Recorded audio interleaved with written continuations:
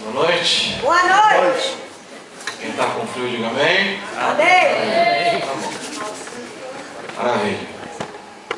Só tem um remédio contra o frio, assim, que dura. Uma cura para o frio. O resto é tudo remediador. Então, minha esposa gosta de bolsa de água quente. Isso é bom. Dura uma meia hora, depois passa o calor. Alguns assopram na mão, mas uma hora você cansa de assoprar, o frio volta. É tudo remédio. Remédio é o seguinte, resolve na hora e depois vai embora. Paliativo. A cura para o frio é ficar junto. Esse daí é a cura. Então eu fiz o convite ontem, vou fazer hoje. Obrigado, olha aí, o irmão já até deu apelo já. Já pegou no ar. Deixa eu chamar quem está aí atrás, vem para frente, vem para cá. Vamos ficar mais junto aqui, levanta. Chacoalha quem está do seu lado aí e fala assim, vamos lá para frente, irmão, vamos para frente, vamos ficar junto lá. Vamos ficar junto. Eu vou para trás um pouquinho aqui para a gente também chegar mais perto. Isso, pegar o calor.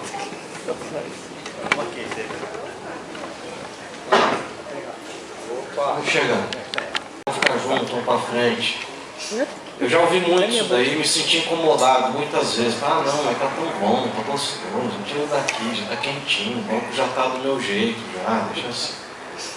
E a gente descobre, né, que a vida vai passando. Igreja serve para quê, igreja? O que você veio aqui hoje? Fala para mim. O que você veio fazer hoje aqui? O que você veio fazer hoje aqui, gente? Eu vou dar uma história aqui. Uma vez, semana de oração, isso aqui, primeira noite, o pregador chegou e falou assim, quem sabe que eu vou pregar aqui? Ninguém levantou a mão, né? Eu vou pregar. Aí o Eliseu já está ponto de bala, né? Aí o pregador ele falou assim, mas ninguém sabe que eu vou pregar, e ninguém respondia. Aí ele falou assim, bom, se vocês não sabem que eu vou pregar, então por que vocês estão fazendo aqui? Ele pegou e foi embora. Ele deixou o povo lá, o povo ficou injuriado, falou, o pastor veio aqui, perguntou, ninguém falou nada, ele foi embora. E essa tática, ela deu certo, e no dia seguinte tinha o dobro de gente, porque a notícia correu, o pastor Fujão foi lá e não pregou. Aí chegou lá, no outro dia, a igreja lotada de gente, né, todo mundo esperando lá para ver o que ia acontecer e tal, o pastor ia vai pregar, não vai, e ele abriu e fez a mesma pergunta, falou assim, quem sabe que eu vou pregar hoje? Aí todo mundo ergueu a mão, né, para pegar o pastor. Aí ele falou assim, bom, então se vocês já sabem, então não preciso pregar. Pegou, foi embora. O povo ficou maluco. Mas no dia seguinte, chegou lá o dobro do dia anterior, 4 vezes mais que o primeiro dia, né? Isso é uma tremenda tática de marketing essa daí. Que a notícia espalha, né? O povo não quer o pastor pregar, né? Naquele caso, eles queriam ver o que ia acontecer. Chegaram lá, pastor, cantar a plataforma, todo mundo, sem ninguém andando, né? Todo mundo olhando o pastor. Aí ele falou, boa noite, quantos aqui sabem que eu vou pregar nessa noite? Aí metade ergueu a mão, e metade ficou de mão agachada. Eles ficaram olhando para ele assim, como quem, e aí, agora? Ele pensou um pouco, aí ele falou assim, a metade que sabe conta para a metade que não sabe. Eu falei, irmão, a gente não faz isso aqui, claro, né? Mas quando eu pergunto para você o que você vai fazer na igreja, vim adorar o Senhor, certo? Está certo isso daí. Mas por que você tem que vir adorar o Senhor na igreja? Se você adorar o Senhor na sua casa, o Senhor vai receber a sua adoração na sua casa? Não.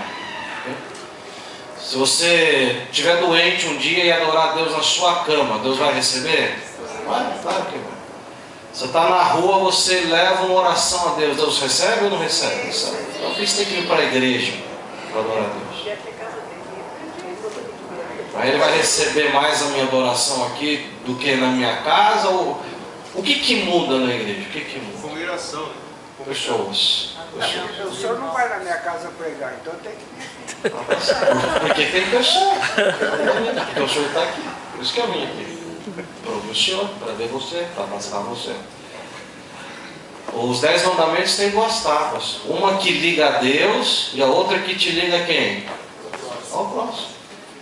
A gente vem para a igreja dizendo assim, eu vim adorar e agradecer a Deus. Está certo isso daí, tá corretíssimo, eu também vim aqui para isso. Mas se você só vem aqui para adorar a Deus, só você e Deus, uma relação egoísta de religião, que não te liga mais ninguém, se o evangelho não fizer você amar mais as pessoas, tem alguma coisa errada. Então o amor a Deus me leva a amar o próximo. Por que a gente vem para a igreja? Por causa das pessoas também.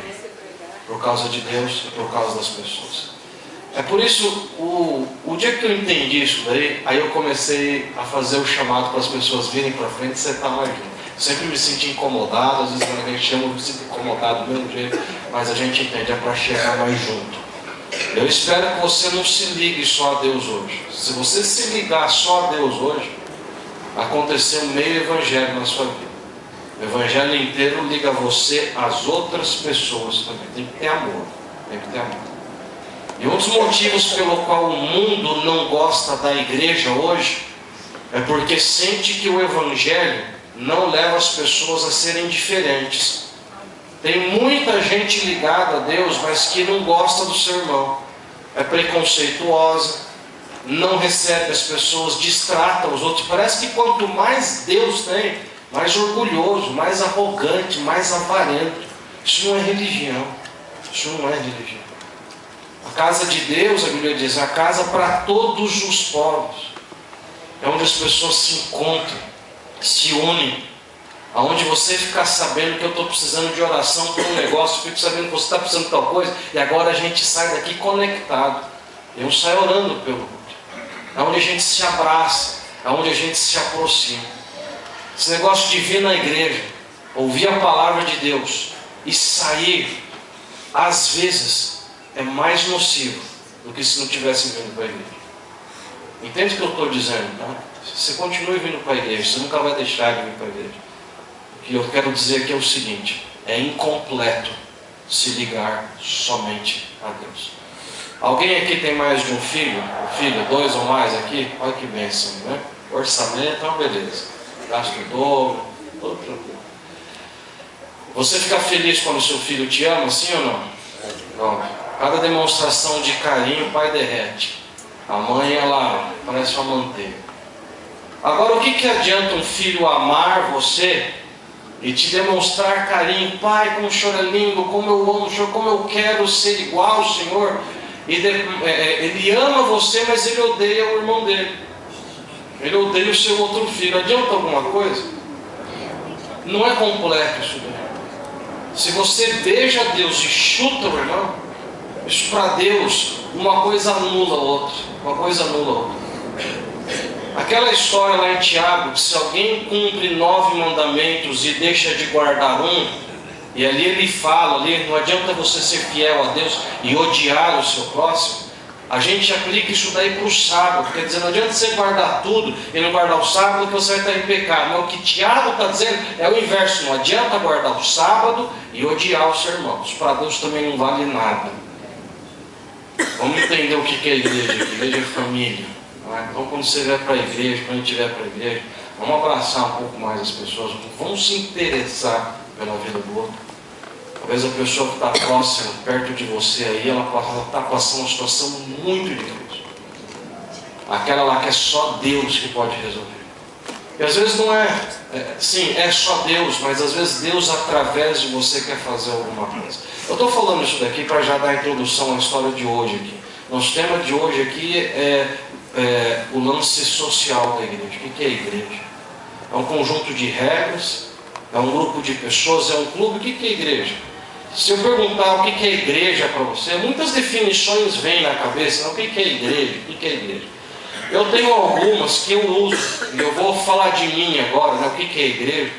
Eu já usei em estudos bíblicos alguns exemplos de igreja. Se eu falar, por exemplo, a igreja é a casa de Deus, isso está correto. Aqui é a casa de Deus, todo mundo sabe disso. Mas não é apenas a casa de Deus. Quando eu vivo entendendo que é apenas a casa de Deus, a casa de Deus é o seguinte: a casa é dele e não é minha. Há casas que você vai e que elas têm que estar constantemente limpa, perfeita, que você não pode encostar em nada, não pode fazer nada, você não pode mexer em nada, não pode olhar para nada, você não pode fazer nada. O uso excessivo da expressão a casa de Deus, e que começa a trazer santidade para as coisas que Deus nunca colocou santidade, a gente cria um ambiente onde mais vale os utensílios, onde a cortina é mais sagrada, o púlpito é mais sagrado, o piano é mais sagrado, as coisas são mais sagradas do que as pessoas. Há casas que eu sei que eu vou e que elas são perfeitas, impecáveis, mas ai de mim se eu fizer alguma coisa errada. Eu não me sinto bem nessas casas. Digo para você. Tem amigo que eu tenho que pensar umas 2 vezes antes de ir na casa deles. A camarada está mais preocupado com o tapete dele do que comigo ali. E agora que eu tenho um filho que sai correndo por tudo quanto é lado, sai puxando e tira CD da gaveta e mexe, quebra, derruba a vaso e vai e passa por cima. A gente não pode avacalhar na casa dos outros, porque é na nossa casa, tem que ter respeito, mas não é apenas a casa de Deus.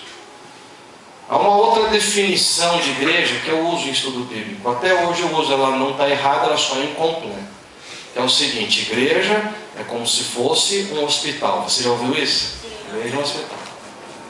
Igreja é um hospital, cheio de doente. E eu lidero um grande grupo desses aí.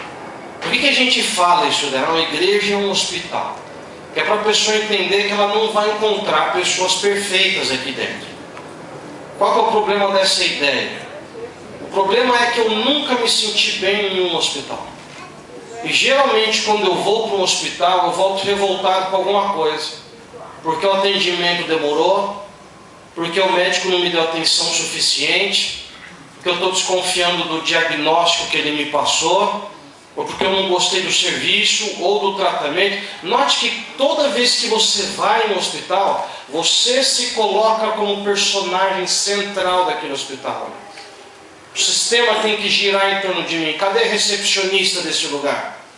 Por que não tem água? Por que o banheiro está sujo? Aonde estão os médicos? Que negócio é esse agora? Médicos importados. Que negócio é esse? Não concordo, não sei o quê. Quem não tratar não vai entender o que eu estou falando. E seja na rede particular ou privada, geralmente quando você vai para o hospital, você volta desgostoso. O hospital significa eu estou no centro. Você tem que resolver o meu problema. Isso daqui não é atitude de se vir para a igreja. A igreja tem que resolver. Toda vez que eu entro para essa igreja com uma lista de coisas que eu quero e tiro Deus do centro da religião e eu entro no centro da religião, eu estou entrando com essa filosofia: hospital, eu estou doente, eu preciso de cura. Eu mereço atenção, eu tenho que ser visto aqui dentro. Por que não me visitaram? Por que não fizeram isso comigo? Ninguém olha para mim, ninguém me coloca em cargo, ninguém faz isso. Por quê? Eu sou perseguido, está tudo errado. Fulano falou de mim, fulano não sei o quê, tal. E a igreja para ele é ele. Isso é muito nocivo. Aí alguns tipos de irmãos surgem como subproduto dessa visão. O irmão 6 horas. Conhece o irmão 6 horas? 6 horas por mim que eu estou desempregado, 6 horas por mim, 6 horas pelo meu filho, 6 horas pela minha perna, 6 horas pela coluna, 6 horas pelo meu carro, 6 horas por isso, 6 horas por mim. Só sabe pedir, só pede. Você tem que pedir para Deus, né? Foi Cristo que disse: pedir, dar-se-vos-á, né? Você vai pedir para Deus. Só que a vida religiosa não é eu. Você ensina isso para o seu filho. Você sabe que se ele pensar nele o tempo todo, ele vai crescer torto na vida dele. A igreja é a casa de Deus? Mas não é só a casa de Deus. Não pode correr, não pode mexer. Aqui as coisas são santas, são tudo assim. Cale-se diante dele toda a terra. Eu sou de igreja que escrevi isso daí grande: o Senhor está em sua santo templo. Cale-se, cala a boca, fica quieto na casa de Deus. Eu falo assim: gente, quem quer ir na casa de Deus desse jeito? Quem quer ir na casa de Deus? Me lembro de mutirões. Uma vez, um fim de ano, em uma igreja que eu fui pastor, como eu sofria com isso. Mutirão de Natal. Uma vez nós apadrinhamos um orfanato, 60 crianças, sem pai nem mãe. Trabalhamos de agosto até dezembro, todo mundo apadrinhou um, era brinquedo, era pacote disso, tem visita lá, tal. No último dia 15 de dezembro ali, no último dia do mutirão, Fizemos o convite, foram 60 crianças para a igreja. Tudo sem pai nem mãe. Você imagina a bagunça que ficou a igreja. Isso eu conseguia falar na frente, não tinha som suficiente aqui, e era uma molecada que corria e pulava em cima das coisas e puxava o cabelo da outra, e entrava dando rasteiro no chão, e uma escorregava de peito assim no banco da igreja, e entrando e a outra e tal. A gente, meu pai, é a casa de Deus, é a casa de Deus, é a casa de Deus. E vai diácono ali, senta e pega e puxa, não sei o que lá. Como o diácono sofre, né? Diaconiza. Por ordem na casa de Deus. No final chegou a hora de cortar o bolo. Nós fomos para o pátio, né? E aquele monte de crianças que nunca tinha visto bolo na vida, aquele bolo enorme ali na frente, a gente contendo o pessoal, uma corrente humana para segurar todo mundo. De repente liberou agora, nós vamos cortar o bolo. E parecia aquele bolo do aniversário de São Paulo, sabe, que tem no centro, que o povo corta com o braço, assim, já curte. Uma camiseta assim, já guarda essa sacola. O irmão sabe, irmão. Tá sabendo, né, irmão? Já foi lá. O senhor tá dando muito detalhe. Tô brincando. É que a TV mostra para outro lado, a gente vê essa cena. Acabou a programação, gente, aquela igreja ela ficou uma imundícia, assim embaixo, tinha bolo no teto da igreja. Bolo no teto. E a gente ouviu algumas pessoas, como é que pode, a casa de Deus? Isso não pode acontecer na casa de Deus. Eu não estou falando que a igreja não é a casa de Deus, não é isso. Ela é a casa de Deus, nós vamos prezar, ninguém pode avacalhar as coisas de Deus. Deus puniu exemplarmente quem fez isso. Só que a igreja também não é só isso, a igreja não é só um hospital. O que é a igreja? Por que ela existe? Qual que é o centro da igreja? Bom, essa história aqui, Lucas capítulo 8, ela apresenta a igreja. E ela apresenta o sistema da igreja. A igreja é o que? Os seus ritos, é isso que é a igreja? Sua cultura, os seus registros, os seus sistemas, suas comissões, é isso que é a igreja? A igreja se resume aos cultos. O que é a igreja? O que é uma igreja? Versículo 40, Lucas 8, 40. Ao regressar, Jesus, a multidão o recebeu com alegria, porque todos os estavam esperando. Verso 41. Eis um homem chamado Jairo, era chefe da sinagoga, prostrando-se aos pés de Jesus, lhe suplicou que chegasse até sua casa. Eles tinham uma filha única de 12 anos que estava à beira da morte. Quando ele ia, as multidões o apertavam. Certa mulher havia 12 anos, vinha sofrendo de uma hemorragia, a quem ninguém tinha podido curar, e que gastara com seus médicos todos os haveres, veio por trás dele, lhe tocou na orla da veste, e logo se lhe estancou a hemorragia. E Jesus disse: quem me tocou? Como todos negassem, Pedro, com seus companheiros, disse: mestre, as multidões te apertam e te oprimem, e ainda perguntas: quem me tocou? Contudo, Jesus insistiu: alguém me tocou, porque senti que de mim saiu o poder.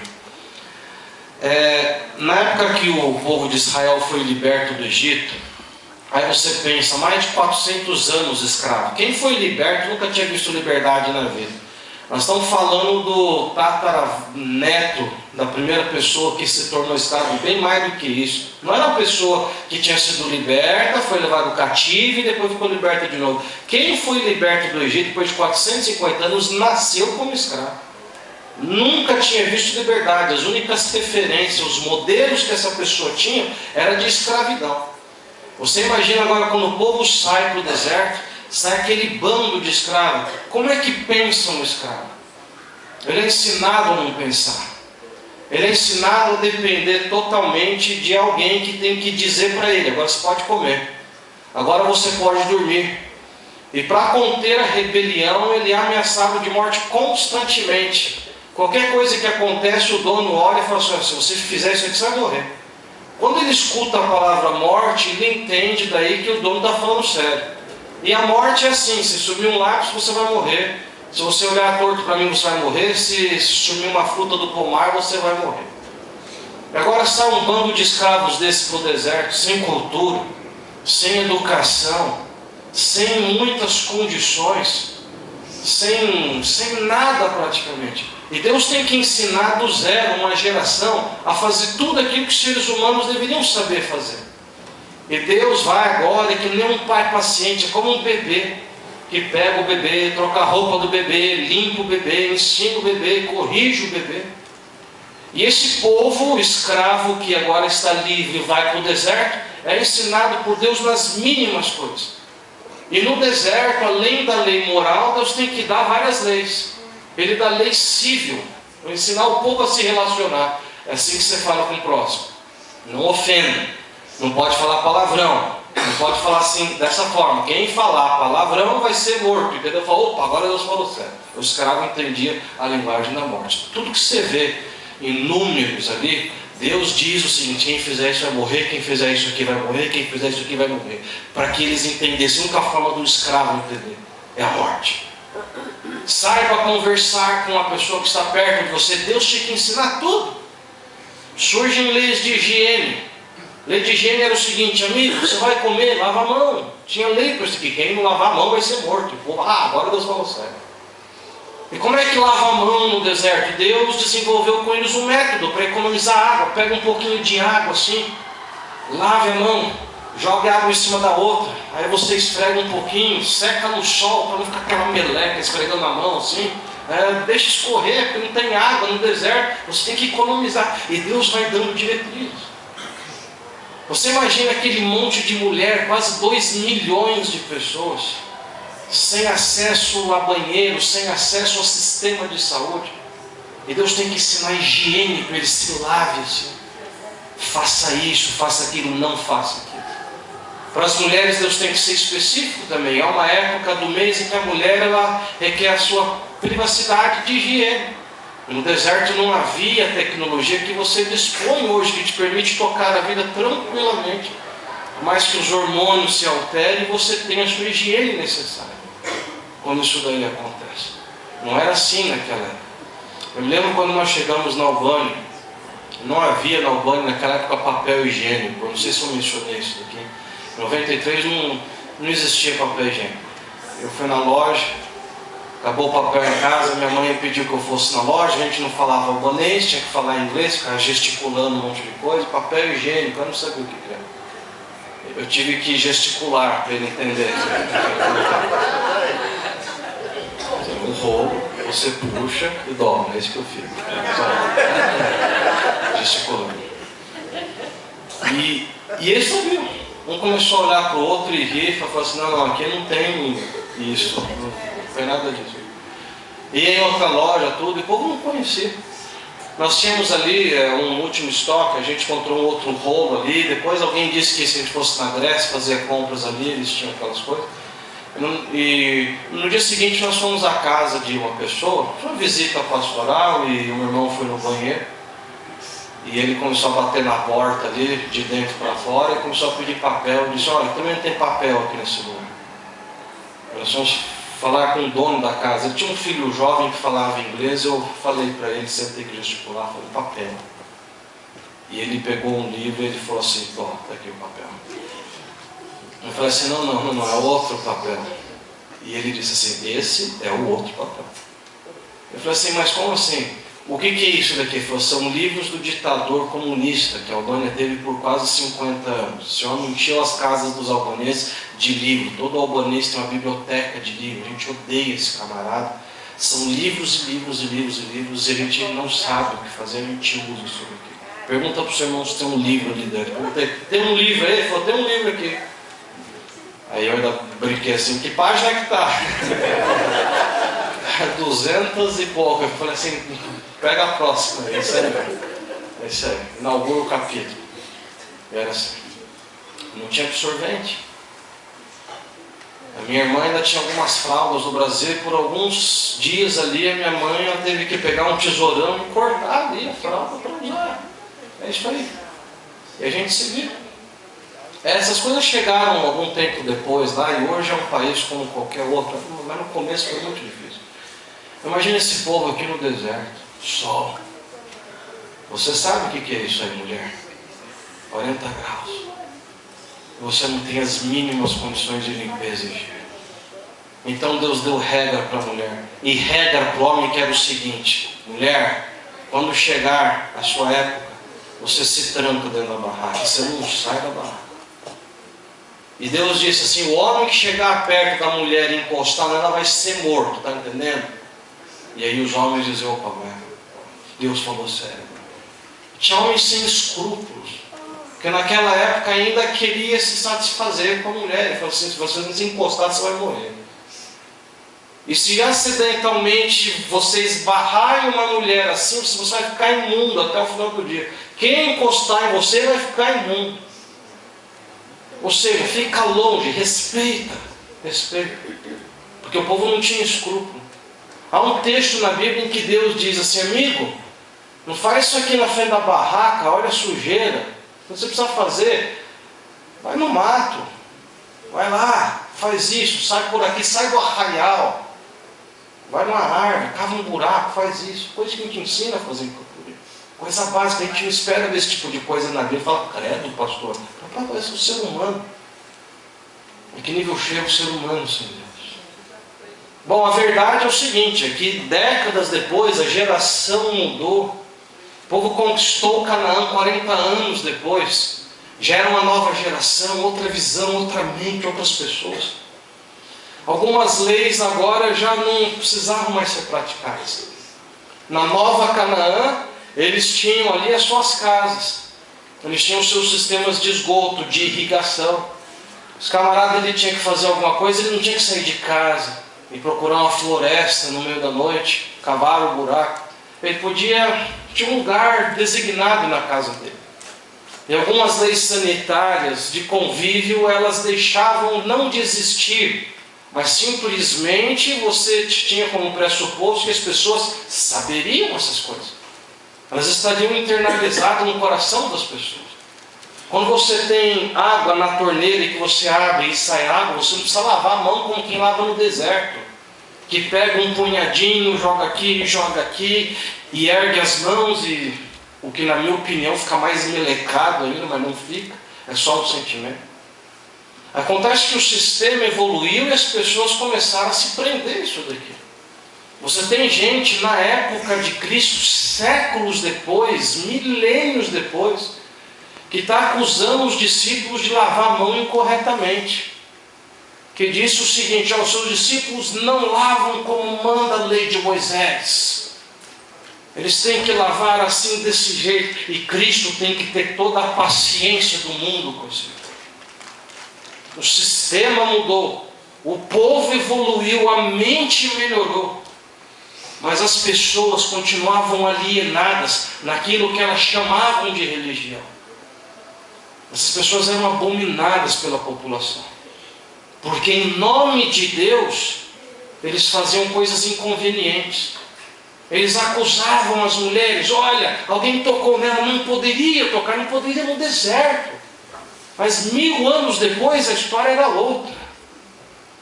Nós não estamos falando em lei moral. A lei moral é lei eterna, é imutável, perpétua. Ninguém aguenta alguém que em nome de Deus começa a segregar as pessoas. Alguém que segura a Bíblia para condenar os outros em tudo. Quer falar mal de todo mundo, está todo mundo errado, isso aqui está errado, isso aqui está errado, isso aqui está errado. Esse tipo de cristão é dispensável. Se o Evangelho não puder fazer de você uma pessoa melhor, ele não está servindo para você. Não porque ele é insuficiente, mas porque tem que haver transformação verdadeira no seu coração.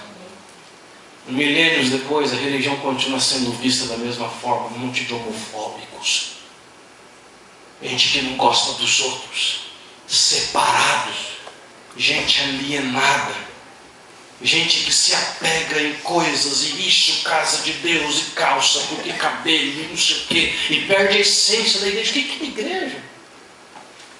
Povo que parece que não pensa naquilo que está crendo, não tem contato com a palavra de Deus, vivendo uma religião cultural, comportamental. Era isso que estava acontecendo aqui. Então a mulher que tinha hemorragia, você podia crer o seguinte: ela ia sofrer bullying a vida toda. A igreja ia se encarregar de perpetuar o sofrimento dessa mulher. A igreja era o pior karma dessa mulher. Eu estou usando karma como expressão até. Você entende o que eu quero dizer? A igreja era o pior peso dessa mulher. A igreja dizia constantemente: você tem pecado. Você fez alguma coisa contra Deus. Aqueles homens alienados, bando de crente que não tinha Deus no coração. Essa mulher não podia abraçar seus filhos, não podia sair em público. O que essa mulher faz aqui é passível de apedrejamento. Ela vai ao público, ela não podia fazer isso. Ela toca as pessoas, ela não jamais, hipótese alguma. Nesse contexto religioso, ela não podia fazer isso. Terceira coisa, ela toca um homem que não é marido dela, não podia fazer isso. E Cristo, ele desconsidera todos aqueles protocolos religiosos alienadores da sua época. Igreja não pode, regra, isso aqui, outra coisa. Foi Cristo que diz assim: eu vim buscar e salvar o que está perdido, o resto é resto. Eu vim para buscar as ovelhas desgarradas do Senhor. Engraçado, essa mulher, antes dela chegou um homem que era conhecido, já tinha nome. A Bíblia diz, era um dos principais, ele tinha a casa. A filha dele, que estava morrendo, tinha 12 anos, e a outra senhora, 12 anos só de doença. Quando uma nasceu, a outra começou a morrer. Elas tinham ali mais ou menos o mesmo tempo de convivência. O que Deus está dizendo é que o seguinte é que Deus é Deus de todos. Dos que têm posse, dos que não têm posse, os jovens, os veteranos, as pessoas que elas têm alguém por elas. Aquela menina tinha gente por ela. Essa mulher é invisível, ela não era contada, ninguém viu ela, nem depois de ela fazer o que ela fez. A menina tinha gente que intercedia por ela, ela tinha um sistema, ela nasceu do lado bom da sociedade. E era bom seguir Deus quando você nascia daquele lado bom da sociedade. Aquela mulher não tinha nada. As pessoas extorquiram ela para conseguir o último dinheiro que ela tinha. Uma pessoa invisível. A pior coisa desse mundo é ser invisível. Você não fazer falta para ninguém. O oposto do amor não é o ódio, é a indiferença. O ódio ainda é um amor que está muito mal explicado, mas ele ainda te liga. A pessoa odeia, a pessoa, quem diz isso, eu odeio, ainda tem uma ligação, ainda tem uma história. Agora, a indiferença, está vivo, está morto, para mim não interessa, a minha vida indifere de você. A diferença que essa mulher sentiu. Ninguém viu. Quanta gente invisível tem no nosso bairro, nossa cidade, nossa sociedade. São quantas meninas que estão sendo abusadas aí, são invisíveis, nem a estatística inclui essas meninas. Os casamentos que estão invisíveis. Quanta gente na rua é invisível, a gente passa com uma porção delas. Meus irmãos, quantos irmãos invisíveis dentro da igreja? De que ninguém vê. Você viu, mas não viu. A pessoa veio, saiu, ninguém viu. Por isso que a gente vai para frente, assim, você abraçar, você tem que olhar, você está aqui, que bom. Alguém me olhou. Essa mulher, ela tem uma religião diferente no coração dela. Algo vivo. Ela toca Jesus. Era um negócio místico que ela tinha. Cristo poderia ter ignorado, mas havia uma lição grande ali. E agora a Bíblia diz, então, essa mulher, ela toca Jesus, sai poder, e Jesus parou tudo que estava fazendo. Alguém acionou Jesus, ele parou simplesmente o que estava fazendo. Pedro foi insensível, ele ainda foi irônico, desrespeitoso, mal educado. Ele falou assim: Senhor, está todo mundo te encostando, você é pergunta de fazer, na hora que o outro está morrendo, vamos para lá. Pedro queria ir para a casa do rico, ele queria ir lá. Porque se Jesus cura a filha dele, eles iam ganhar alguma coisa. No mínimo um fim de semana grátis ia rolar ali para tudo. Uma pizza no final do dia. É bom você ser amigo de gente que não é invisível. Falar, eles não são bem invisíveis, vamos lá. Mas Jesus veio para os dois. A Bíblia diz então, vendo a mulher, verso 47, que não podia mais ser invisível, se aproximou trêmula, prostrou-se diante dele, declarou à vista de todo o povo a causa. Verso 48, então lhe diz: filha, o que salvou ela? Foi a lei que ela estava cumprindo que salvou ela? Foi a religião que salvou? Foi o toque místico? Não, foi a fé. Você creu? Você foi salvo. Você descobriu o que é a igreja? Seja bem-vindo à igreja. Seja bem-vindo ao reino de Deus. O reino de Deus é um reino de inclusão. O reino de Deus é o reino dos invisíveis. É o reino dos vulneráveis. É o reino daqueles que não têm do que se orgulhar. É o reino dos envergonhados. É o reino daqueles que não se sentem recebidos, que não são bem-vindos em lugar nenhum. Isso é o reino de Deus. A igreja de Deus é feita de pessoas. Esta aqui é a igreja de Deus. Se a igreja fosse outra coisa, Cristo iria ter falado: quem sujou a minha veste? Se a casa de Deus, onde já se viu. A igreja de Deus é feita de fé, de comunidade, de pessoas que se unem. E o mundo está cansado de religião que não serve para nada. De religião que é alienadora, de religião que segrega, que te faz odiar o irmão porque ele não concorda com você. O mundo não entende como é que uma igreja que prega amor consegue ter divisão numa época de comissão de nomeações. Isso faz o mínimo sentido. Isso não é igreja. Isso não é igreja. Não faz sentido para o mundo alguém que vem à igreja e quando sai vive para condenar as pessoas. Isso não é igreja. Igreja é ser Jesus. Jesus simplesmente era. E por onde ele passava, promovia o reino de Deus. Não é porque a mulher tocou, ela teve fé. A filha de Jairo também foi curada pela mesma fé do pai. E assim a igreja se estabeleceu. A igreja não é regras. A igreja não é lei, a igreja não é doutrina, a igreja não é adestramento comportamental.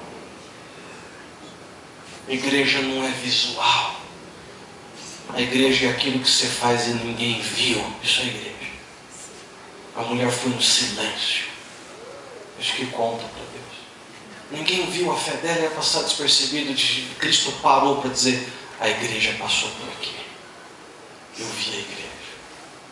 Ela transformou, ela causou mudança, ela causou melhoria, ela deixou as marcas do reino de Deus.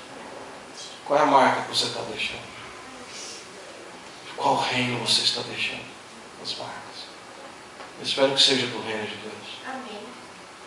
E só vamos deixar as marcas do reino de Deus sendo a igreja que Ele espera que sejamos. Não adianta saber explicar todas as doutrinas aqui e não ser igreja de Deus. Alguns não. Não adianta cumprir uma tábua da lei. Guardo o sábado, explico o sábado, faço tudo isso com a doutrina. Amo o seu irmão? Não. Está fora do reino. Os fariseus também fazem isso muito bem. A igreja de Deus é completa. Ela tem tudo. Ela tem a verdade. Mas ela vive a verdade. Deus nos ajude a ser igreja de Deus. Amém. Feche os olhos, vamos orar. Deus. Querido Deus e Pai, Tua igreja é feita, Senhor, de compreensão, de perdão, de amor, de restauração. Não é a igreja onde eu vivo pedindo as coisas. Eu quero, mais isso, mais aquilo. Isso não é igreja. Isso é capitalismo religioso. Isso é império. Cristo não tem império, Ele tem um reino. O reino dele é compartilhado. Meu Deus, queremos fazer parte desse reino. E amar mais as pessoas. Nos ligar mais àquelas pessoas que são invisíveis. Queremos saber do nosso irmão. Onde está o nosso irmão? Por que ele não está aqui? Os que estão, no que eles dependem de mim? Como é que podemos crescer? Será que esse irmão pode me tocar para que saia poder na fé de irmãos? Querido Deus, que estejamos disponíveis, que possamos viver a religião verdadeira. Nos ajuda a entender que igreja, Senhor, as pessoas, igreja é o teu povo, é o teu movimento, para que possamos viver, Senhor, o movimento que o Senhor sonha para esse mundo, a luz que vai brilhar, não um sistema alienador, não um sistema divisor, não algo segregador, exclusivista, mas inclusivo, Senhor, que seja Cristo para as pessoas. Nos abençoe nessa noite, nos despede com a tua paz, te pedimos por Jesus. Amém, Senhor. Deus abençoe você.